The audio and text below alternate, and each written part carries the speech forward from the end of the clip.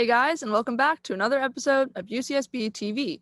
Now, I know that we've all been patiently or impatiently waiting to hear about classes starting up in person again. So, for this week's episode, we caught up with some dance majors who have already started in-person classes to hear about what their experience has been like so far and how their experience has given them hope for the future of non-Zoom school.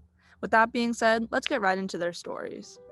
Yeah, so spring quarter, we were all online for the dance department, and it took a long time.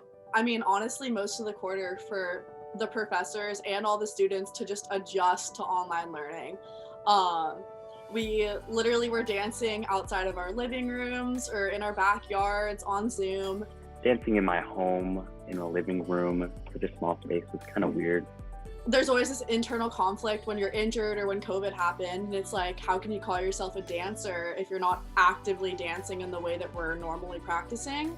So yeah, it was really frustrating. And then luckily our department worked all summer long to work with the university and with the CDC so that this fall quarter, most dance majors got in-person classes, and then it went really well. So this winter we got in person again, which I'm so grateful for. Finally getting the studio again after all those months, felt really good. So, what kind of safety precautions do you guys undergo, and do you feel pretty comfortable because of those precautions you guys take? Yeah, honestly, I feel safer going to dance class every day than I do at Trader Joe's or going to get a coffee. And it's for multiple reasons. The first precaution we take is every single dance major gets COVID tested with UCSB every single week. So there's never a day that you're in the studio where you don't know if you have COVID, pretty much.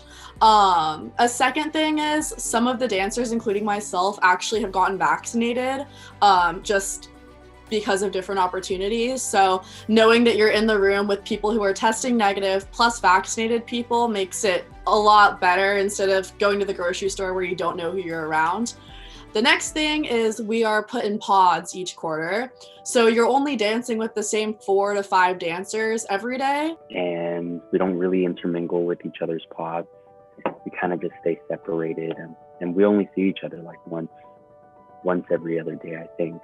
We haven't been exposing ourselves, and we haven't been putting each other at risk. Yeah, if one person gets COVID, then the entire pod has to take a break for 2 weeks just to quarantine. And no one wants to put everyone else at risk like that. So. Another thing is masks, of course, are required at all times. That was really tough at first to get used to dancing or working out in a mask. Luckily, if we're feeling claustrophobic or need a breath, we can step out of the building, go get some fresh air alone and come back. But building stamina definitely was hard at first, dancing with a mask on, and now it's just second nature. No one even complains about it. The studios are sanitized after every class, and all the doors are open for fresh air. So yeah, truly, I feel safer there than I do anywhere else, just because it's such a controlled environment. No scares in my pods, but we have had people get COVID, just not from dancing in the studio or anything, but just from being at home, so I'm guessing the studio is safer than my house. So it's like a safe bubble. And of course, another thing is none of us are allowed to touch each other. We stay 6 to 18 feet apart in the studio because there's so few of us. Yeah, I'd say it's definitely surreal. This is my 4th year at UCSB, so every single day of my life, almost for 4 years, I've been so used to this small department where I'm really close with the professors and I know those studios like the back of my hand. So to completely change everything, it's been really surreal. I have dance friends in my own grade that I haven't seen since last winter because we've never been in the same pod anymore. Also, some of the dancers just chose to stay back home with their families. So some people stay on Zoom for class. So that's definitely been weird, along with some of our professors. If they're high risk, they just haven't come into the studios. We're used to partnering sometimes, big groups of people in classes at a time, and trying to learn from a professor in a separate studio watching on a big screen over Zoom is just awkward in general, honestly. Has going to these in-person classes made you more hopeful about the future of in-person classes? Yeah, oh my gosh, it definitely has.